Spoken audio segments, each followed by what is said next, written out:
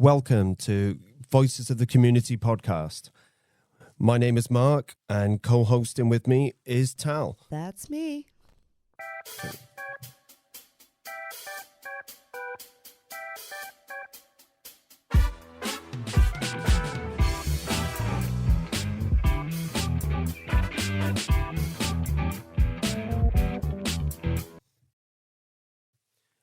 Hi. Yeah, so we're youth workers from Community House. So every episode, we're going to have a variety of young people on here, finding their voice and talking about their experiences. So we're going to have different young people between the age of 14 to 25 years of age within the community to have a platform to express their experiences, needs, ambitions, while having the freedom to express their views on a range of topics. Also, to bring a variety of members of the community together to have a better understanding of each other and the people that share the community with them.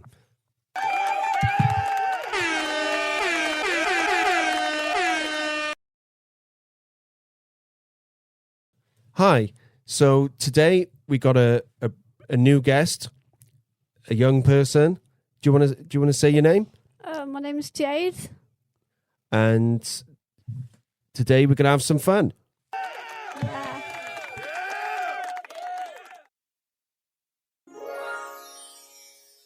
If you were stranded on a desert island and you could only take one thing, or you could only have one thing on the island, what would it be? Oh, I'd have to say a book, because I'm very, very into reading. So it would either have to be a romance novel or like a mystery. So have you got any book in mind? Like, what's your favourite book? Oh, Or an author, maybe.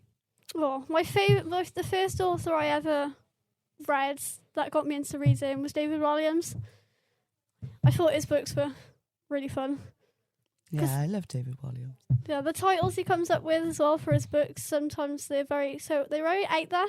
You wouldn't normally find like a romance book with the same title. Yeah, I like his young adult stuff as well. He does like Billionaire Boy and things like that. Oh, Yeah. Don't he Good do books for kids? Yeah, so Kinda- so he does Gangster books for Granny. little kids. There's loads. They're Yeah. brilliant. Yeah. Cool. So have you got a favourite book? Did you say your favourite?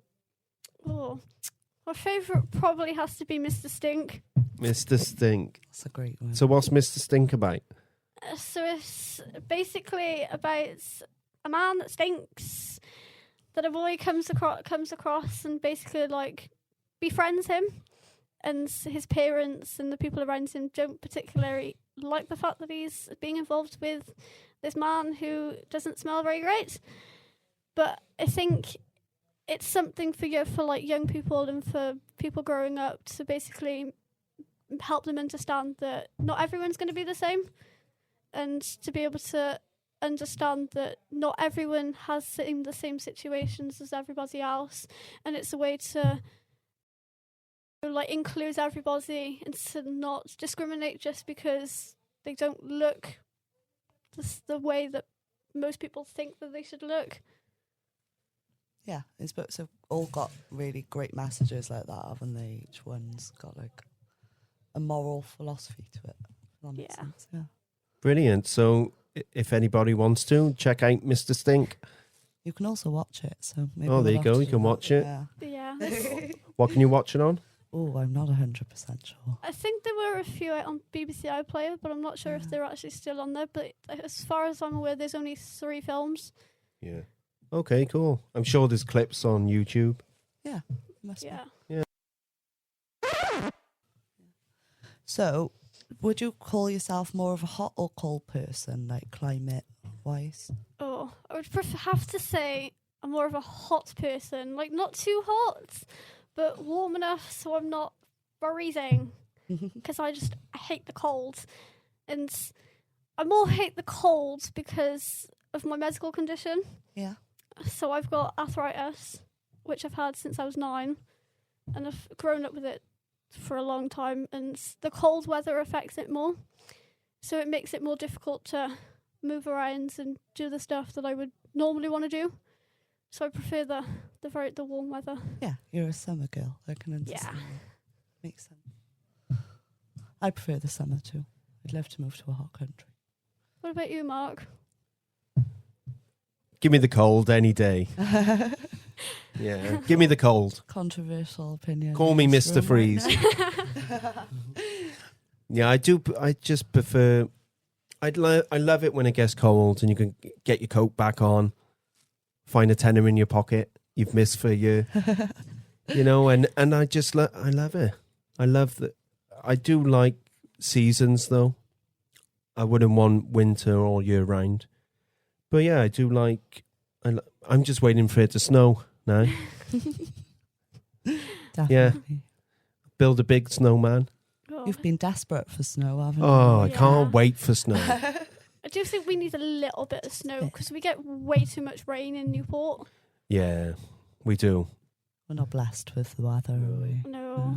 Well, Eastern Europe, when I went there, they have proper summers, proper winters. They only have 2 seasons in Eastern Europe. Oh, I didn't actually know that. So they have, it goes up to like nearly 40 degrees in the summer. Their summer. And the winter, they have proper snow and cold. Yeah. Yeah. Leading back from like your previous answer, if you could, what's the question? Which fictional character, like from a book, would you choose to be friends with? Oh, Would it be Mr. Stink or would it be someone else?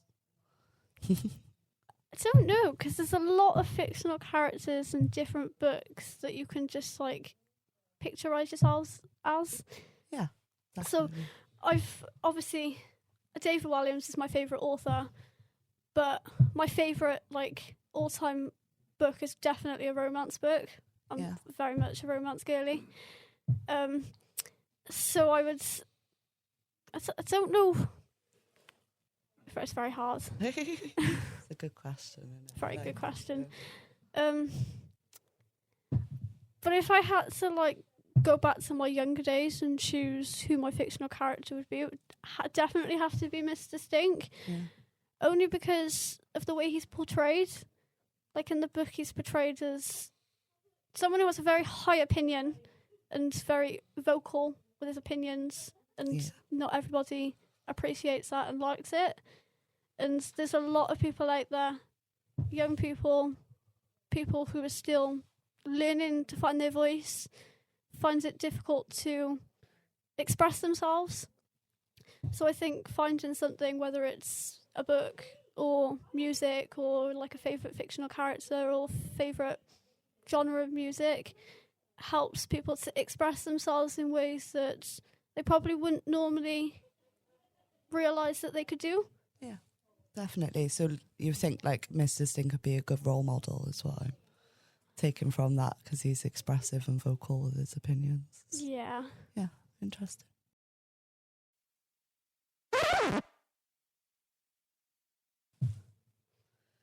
What sort of music are you into then? You said that that's one of your interests. Oh, I love old music. So any old music. I love a good Oasis song, Beatles, Tiffany. Yeah. Yeah. Any particular genre, or do you just prefer like a decade, an era of music? I would say more of a decade or era in like pop music. Yeah. Definitely. And from Tiffany and stuff like that, I'm getting like 80s, 90s vibes from you. Yeah. I've grown up listening to a lot of 80s, 90s music because my grandparents. My grandparents got married in 1969. Yeah. So one of my favourite songs was Summer of 69. Summer of Love. Summer of 69. Yeah. So they kind of called it like their wedding song. Yeah, that's lovely. It's kind of hard to listen to lately because obviously I've had a lot of family stuff going on, and my granddad passed away I think it was a year ago in the summer last year. So sometimes when the song comes on, it brings back all these memories. but always good memories. For other parts of my family, it's harder to listen to, whereas I find it's something to listen to because it helps me remember the good times and not just remember the bad times of seeing how we got in the end. Yeah. That's a really positive outlook on everything. Music's really emotive and it can make people feel loads of different things. Oh, yeah. Yeah. Some people even get like physical reactions to music, like goosebumps and things like that. It's crazy. Music can really make you feel stuff. Yeah, because like even going into interviews or something that I'm really terrified of doing, I listen to music. Like before this podcast today, I was listening to music on the way here. Not because I was terrified for the podcast, but just because I think it's something everybody should do.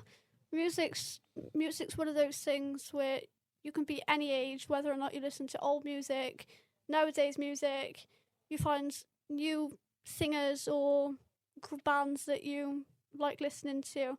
Some of the songs that they represent and the ideas that they come out with, sometimes young people can like, I don't know what the word is, can see themselves in it. Yeah, it's really relatable. Yeah, So, that's the one. It's really relatable, and it like bridges gaps as well. Like older people and younger people can like the same types of music, and it can encourage them to have a shared interest. You know what I mean? Yeah. Like you went to go see Oasis, didn't you? And it wasn't just your age group there. It was Best moment of my life. Yeah. I'm not even joking.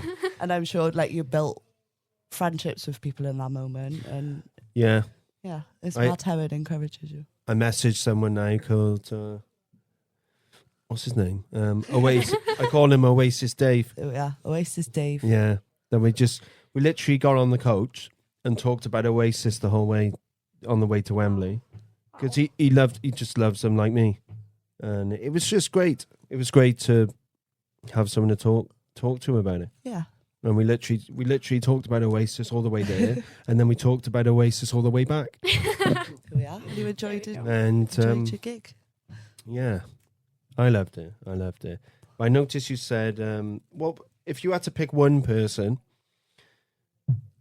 that you could only listen to for the rest of your life, who would it be? Oh, You know, like one's not really a person.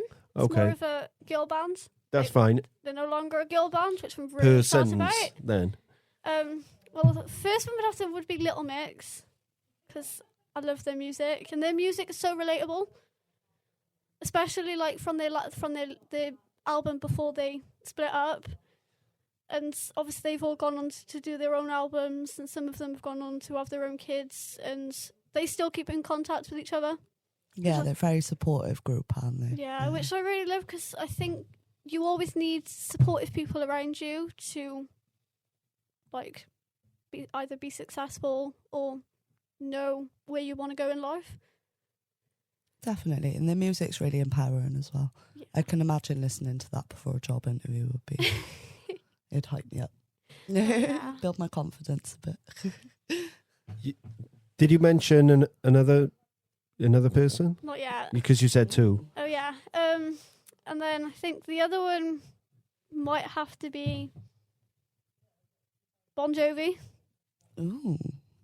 My sister's obsessed with Bon Jovi at the moment, and the songs are just stuck in my head. Like I did start listening to them, but I've listened to them more since my sister starts playing them. Yeah. What's your favourite song? Probably Living on a Prayer. That's a go-to, isn't it? It's Yeah. You're halfway there. Cool. And if you wanted to tell us a bit about your background, Jade, maybe like your journey into youth work, that sort of thing. Oh, so wow. Starting from my primary school years. So I don't remember a lot from my younger days in primary school, because I was still quite young at the time. I think it wasn't until I got to about year 3, year 4, year 5 and year 6 that I started to remember things. So I think I was in year 6 at the time.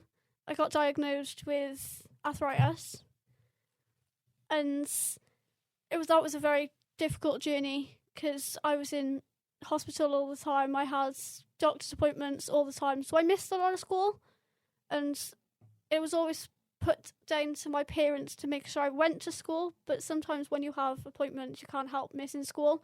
So I missed out on a lot of learning close to my last couple of years in primary school, which did affect my first couple of years in high school. But my high school journey was a lot easier than my primary school journey, because a lot of the time in primary school as well, I was told by teachers who I thought were supposed to be there to support you, that I wouldn't succeed in life and do what I wanted to do. One, because I had a disability, and for two, because my mind worked a lot different to other people. So my hardest subject, which is still my hardest subject to this day, is maths, and my easiest subject was English. So I think that's why I enjoy reading a lot, and sometimes I do writing in my own time.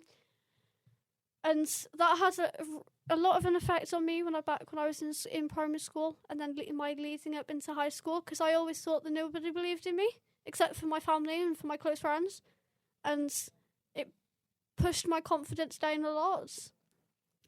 And then as I started going through high school, I had people telling me that I was faking having my disability, and I thought to myself, how can you fake having like a medical condition that's in your medical charts just because it wasn't as bad as what it was when I first got diagnosed with it?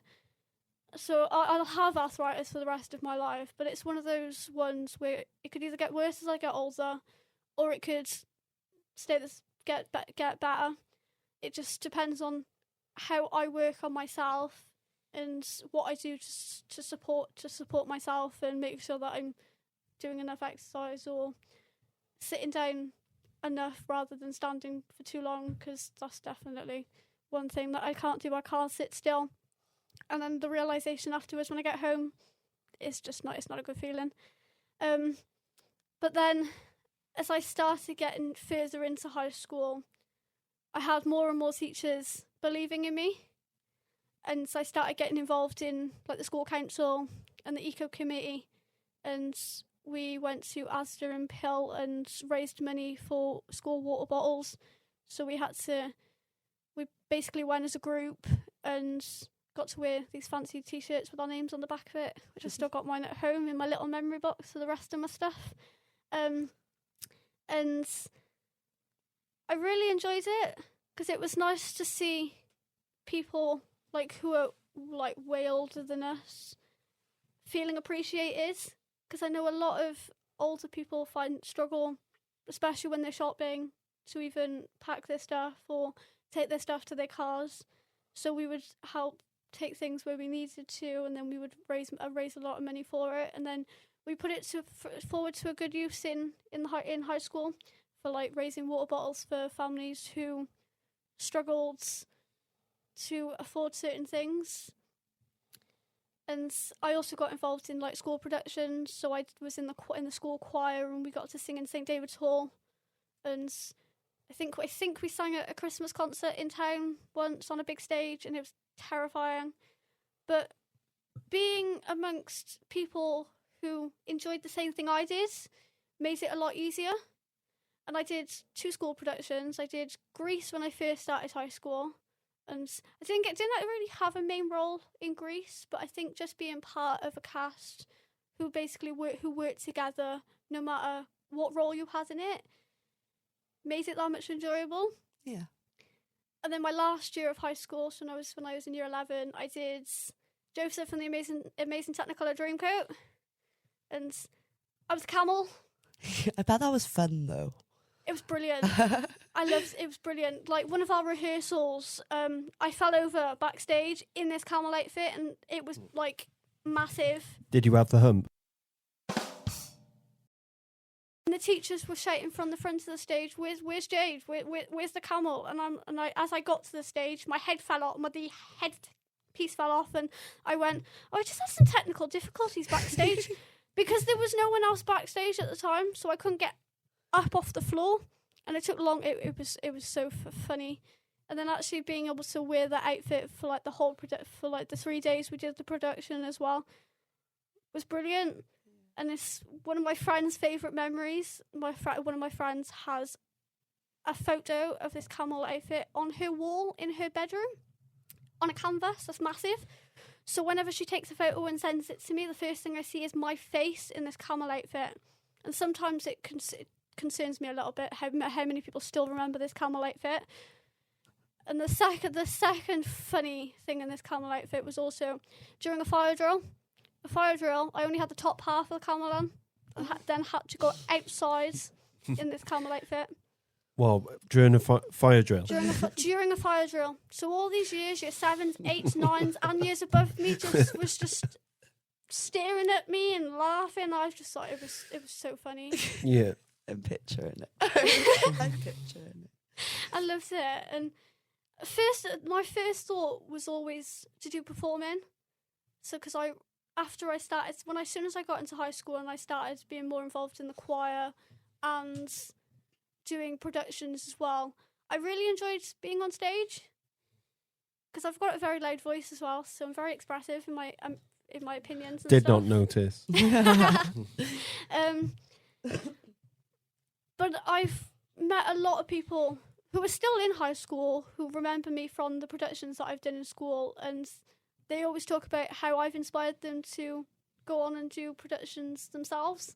Yeah, that's really cool. Which I've been really appreciated, because you don't really expect to be 18 years old and have people who are younger than you know you from high school and want to do something that you did. Whether or not it's as funny as being in a camel outfit, I don't know. But the high school journey I loved, and then I couldn't wait to get out of high school afterwards because it was great. Because I think after 5 years of high school, sometimes it's just you don't know what you want to do. Yeah. So I had a careers advisor who talked me through my options after high school. So it was college or work, or I think it was university or something like that. And we sat down and discussed options. My first option, first of all, was college, and then I changed my mind. And then I was adamant I did not want to go to college. Why didn't you want to go to college? I just thought the environment was obviously a lot different to high school. So obviously you were more in like different groups of like age ranges who were higher than you and that were younger than you. And I thought it was going to be one of those environments which would be like terrifying to like meet people who are different ages of you and actually have to sit in a classroom with them and work with them because you'd think that they judge you. It can definitely seem quite intimidating, can't it? I eventually ended up going to a careers event, and I met two youth workers from the council who knew I wanted to start my development into working with young people, because I've always attended play schemes and youth clubs myself as a very young person. I think the very first club I ever went to, I was 9 at the time, so it was around the time I That's got quite young. Yeah. That's quite young to go to club. Yeah, so it was around the time when I got diagnosed with arthritis. So when I was at the hospital and stuff, they kind of suggested like somewhere in the area where you could go to and intermingle with different people. And at the time, didn't really think much of it. Obviously, I went and I really enjoyed it, and I got to meet loads of new people and then make new friends and learn different opinions people had. And then as I got older, I started going into the youth work setting, and I met the very first youth worker I ever met. She works for the council and she's brilliant. She was one of the first people to inspire me into working with young people and to want to work with them. But at the time, I didn't really know how to go about it. So I ended up going. I think it was close to the end of high school, I went to a careers event in, I think it was the Newport Market in town, and there was loads of options going on. Do they have many career events in the market in town?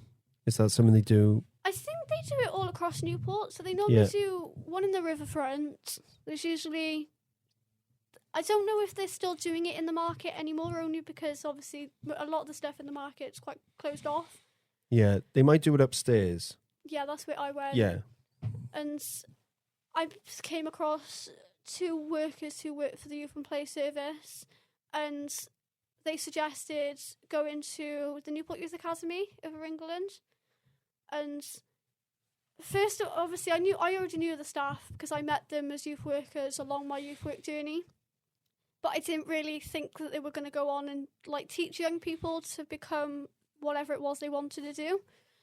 So I went for my first day, and I got to be enrolled on different courses. So I think I was enrolled on first aid, food hygiene, customer service, and a few others. When Newport Youth Academy is how I met you. Yeah. From there. You did. Yeah.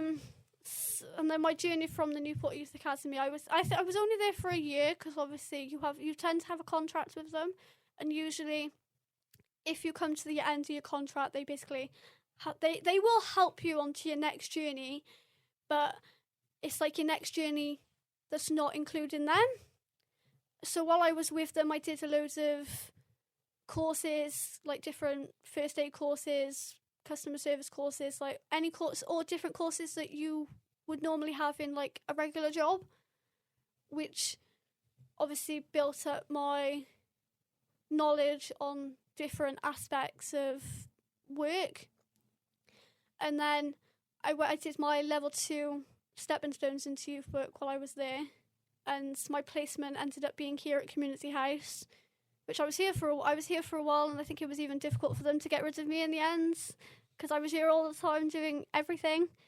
And I learned a lot in like safeguarding and like just young people in general. Like obviously I'm still a young person myself, but some of my opinions and things that I go through, other people go through different aspects in their life, and it was interesting to learn about it. So what changed your mind to go to college? Because obviously something happened. Yeah, I went to a open event at the college and got to meet the teachers who would be teaching on the course that I decided I wanted to do in college. And then I got to have a look at the classrooms and learn about what we would be learning on these courses. And a lot of the stuff intermingles with youth work anyway, especially if you look at safeguarding and food safety and first aid and all that. It kind of links in together. It might be different age groups, but it's still the same. And then as I was doing my level 2 childcare, I did two different work placements. One was in a primary school, which I really enjoyed. The staff were lovely. The learning that I did while I was there, learning about I learned a lot more about younger people who have disabilities compared to when I started my youth work journey. Because when I was starting my youth work journey, I didn't really know a lot of people who had disabilities or like different types of disabilities. Maybe you did. You just didn't know it. Yeah, maybe I just didn't know. But I've definitely got to notice the signs a lot more in a younger child. So I think that helped me as I started going back into youth work after I finished childcare to notice the signs in older people, and how to go about it by learning from the staff how they support these young people and what they do to make these young children feel safe and not feel like they have to change themselves for other people. Because I know a lot of young people lately always sometimes think they have to change themselves for others just because of the comments that they get from other people, like people comment on their appearance or their relationships or even their friendships. And that can have a huge effect on young people and how they look at themselves. And I've had a lot of that growing up. I've had people commenting on my relationships and the way I look and the way I dress. I'm very colourful. I'm a very colourful person. You are. Very bright. And I thought, what's the point in changing myself to please you? Because I'm going to be me. If you don't like me for me, then you don't have to.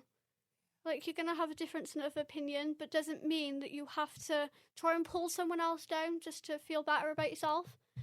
And a lot of young people do feel like that sometimes, that they have to change themselves for other people.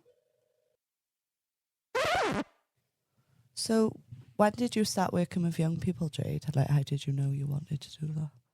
Well, so I recently started, like, working properly with young people, not just volunteering, the summer of last year. So after I finished college and did all my placement stuff that I needed to do for my course, I knew, like, working with young people was what I wanted to do. So I first thought starting in play scheme to start with, because obviously they're younger ages and sometimes you can build up with them, because a lot of the young people who would go with the council for play scheme, some of them go over to youth club when they get older. So I thought it would be nice to see the, like, interaction when they were younger to when they get older, because you kind of be that person who supports them and, like, develops them as they get older. So you're like that one constant person in their life. Yeah, the relationship develops as the young person develops, doesn't it? Yeah, so I first decided to start with play scheme during, like, seasonal play worker, so working just during the summer holidays. So I worked during the summer last year practically all the time on, like, pop-up and play sessions and, like, sessions with families. So we'd make bracelets, we'd do colour-ins, and we were very outdoors for those sessions, but we have a lot of sessions indoors as well, so we can do, like, clay making, cooking for, like, life skills and all that. And then as the summer ended, I kind of wanted to do play scheme more, so I spoke to my manager in the council to talk about like doing play schemes during the term time, because a lot through the council they do a lot of play schemes in the evenings in different centres around Newport.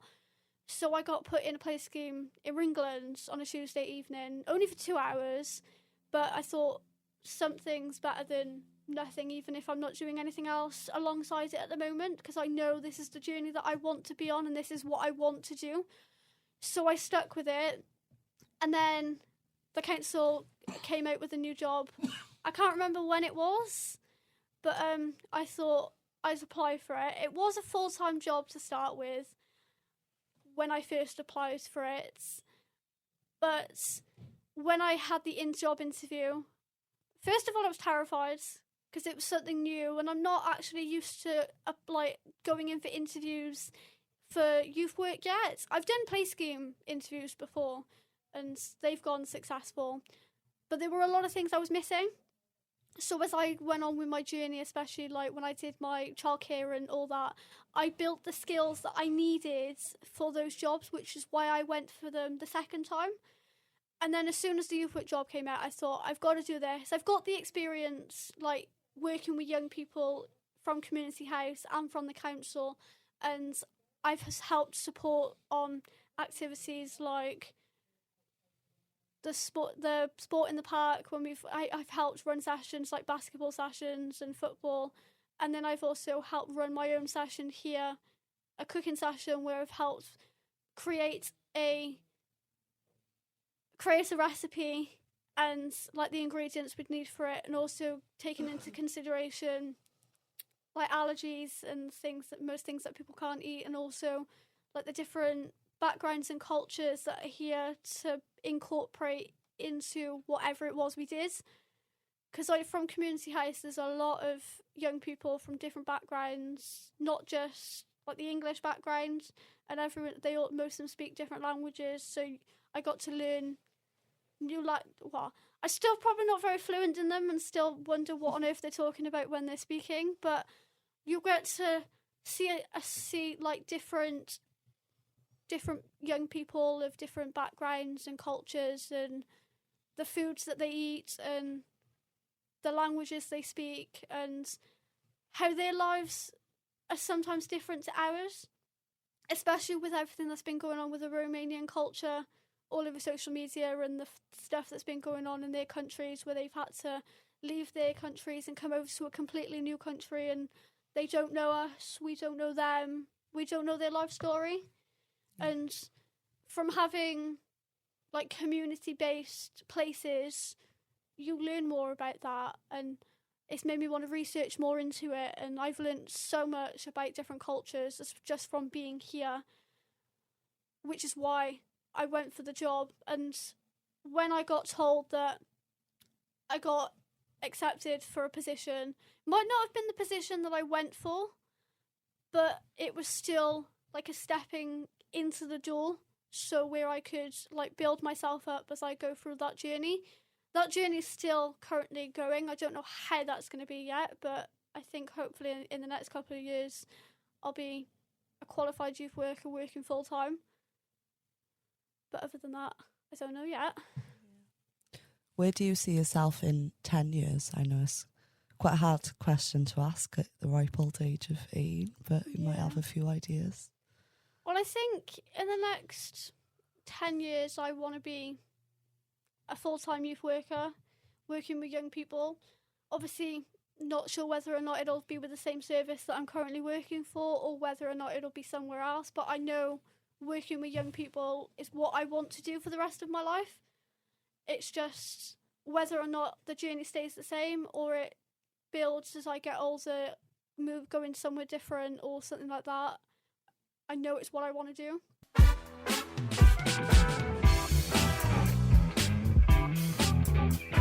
So I know that you've been very passionate and involved with the International Women's Day projects over the years. Is there anything you'd like to tell me about that? Tell me about your experience. I've loved being involved in the International Women's Day stuff, because what our service wanted to do was involve young women across the 4 nations and like come together to talk about our experiences and what we think it's like to be young women. So what is International Women's Day? So International Women's Day is it's like a day where people celebrate women all over the country for the jobs they do, or for basically just like being a woman, I guess. And it's been really interesting to see the stories of different young people from across the nations. So the first International Women's Day was hosted in Blackpool, because England hosted the first one. I never actually got to be involved in that one, but I've heard the stories about it, and from what I've been told, it's been lovely. And when they did it in Blackpool, that's what made them want to do it across the 4 nations, so that young women could experience different places and learn about different young women in different areas and learn about how the job system's different compared to where they live. So then the second one was hosted last year. No one, the one last year, it was the year before that in 2024. And it was hosted in Blackpool. So we went to, not Blackpool, it was Scotland. It was hosted in Scotland. So we travelled from Newport up to Scotland in a coach for, I don't remember how many hours, but it felt like the longest drive ever. But we got to have a fun time. We got to like listen to music, and we got to speak to a lot of the young girls who were coming with us from Newport, who were from different areas of Newport. And most of us didn't know each other until we got involved in the International Women's. Oh my gosh, it's a mouthful today. And we just had a really fun time. We got to meet youth workers from different sectors and different areas across Wales and learn about how they started their youth work journeys. And there was a young woman from Scotland who talked about her life story, about how she was bullied in school, and she found out she had either a disability or something like that. I can't remember exactly what. But then she got involved in youth work as she got older, which inspired me a lot, even more, to want to go into youth work and be in that sector. And then last year... Can I just say what I found? Yeah. So it says here, International Women's Day originated in North America, Oh wow. where Google is heavily driven by American. So, but it says in early 1900s, with the first National Women's Day held in US on February the 28th, 1909. It became an international event in 1911. Oh, wow. So I can't find anything about Blackpool, I think but that's a quick Google search. Yeah, I'd have to. pretty sure it was like one of those things where they wanted to start it because of the one that they did in the US. I think they wanted to bring it over to the UK to like not just get to know young women in the UK and across the four nations. I'm not really sure how much Google knows about the International Women's Day stuff because a lot of it's been kept quite private. Yeah. So it was. I think people only really knew more about it after the 2025 one when Newport hosted it, because we hosted our own International Women's Day in the university in town. So we had the hall, and we got to like see a slideshow of different places in each of the nations. So we got to talk about young women in Newport and the different jobs that like can be associated as like a male role, and we got to talk about like sometimes male roles ain't always just for men. Women can do it as well, even if society basically tells them they can't. Because I know society tries to bring young women down. They try to take away their rights for certain things like having pregnancy or wanting a certain job that doesn't involve them being a housewife at home and having to look after the children. Some women rather earn the money, and at one point women weren't allowed to do it. So I think International Women's Day came together to basically say to people that young women have the right to do whatever it is they want to do, and it's not just a men's society. Yeah.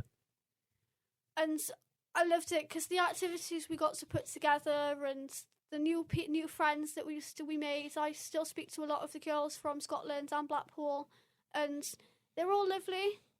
Obviously, we're all different ages and we're all different. We're all on our own different journeys, but we came together to learn about each other, learn about the places we come from, and how different being young women in different places are. So last year we talked about how schools in Newport have like sanitary products in schools and stuff for like young women, and a lot of the places in like Scotland and Blackpool don't.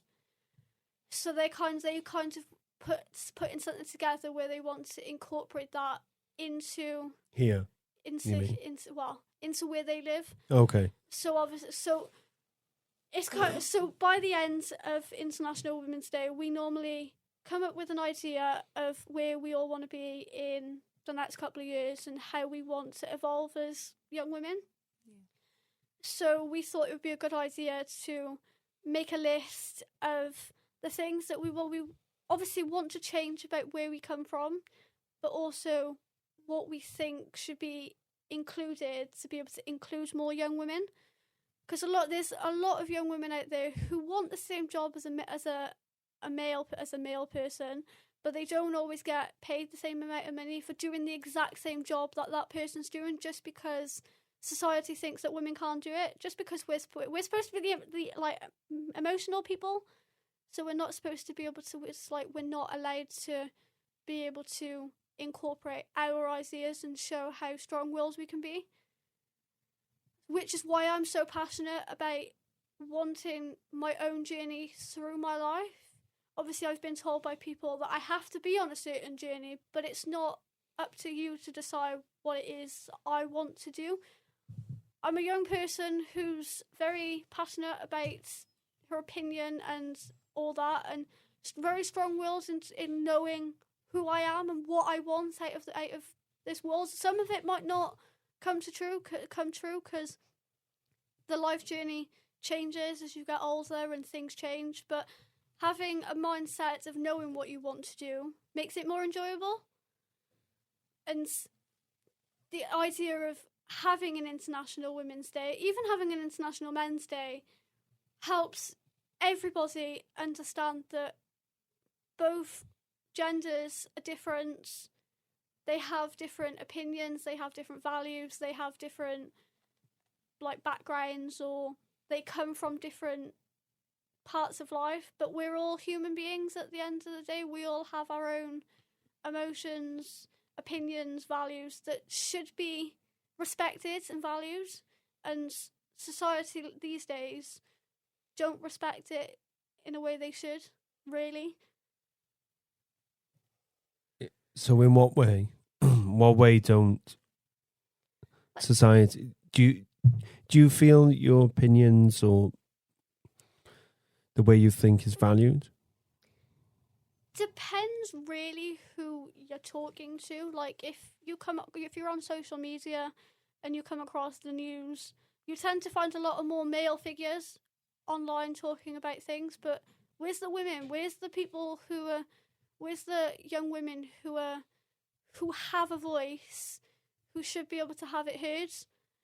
Where's obviously I know there's a lot of female singers out there who are very popular, especially Taylor Swift. She's very popular, especially, and I think she's an inspiration to young women because she's gone on to do her own business. She's created her own Eras tour and talked about her experience through creating and her journey through her life, and how her parents are very fortunate to be able to support her and help her through this journey. And I think there should be a lot more people out there supporting young women to do what they want to do, rather than telling them that they need to stay at home and look after the kids and make sure the house is clean and do all that, because women still have the same rights as men, even if we do things a little bit differently. Definitely.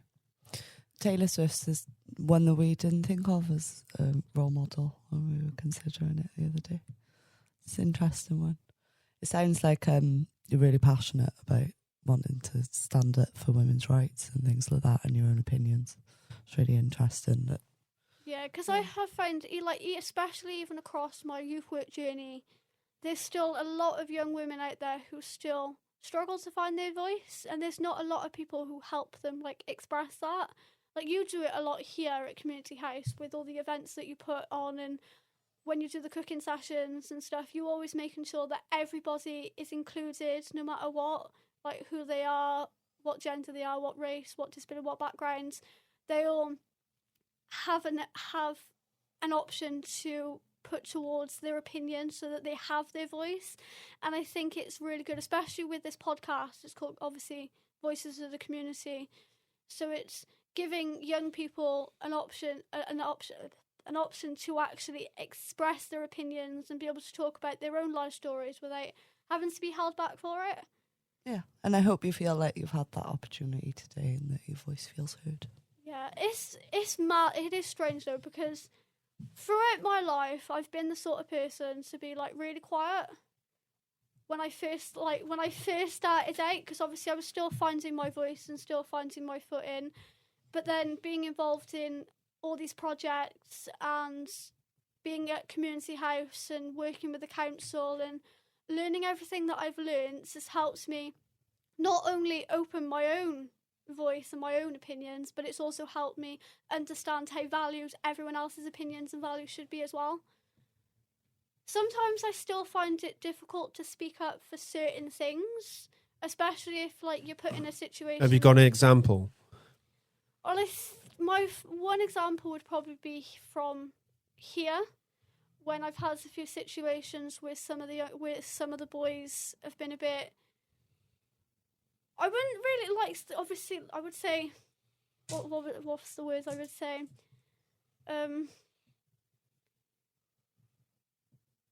Trying to be inappropriate.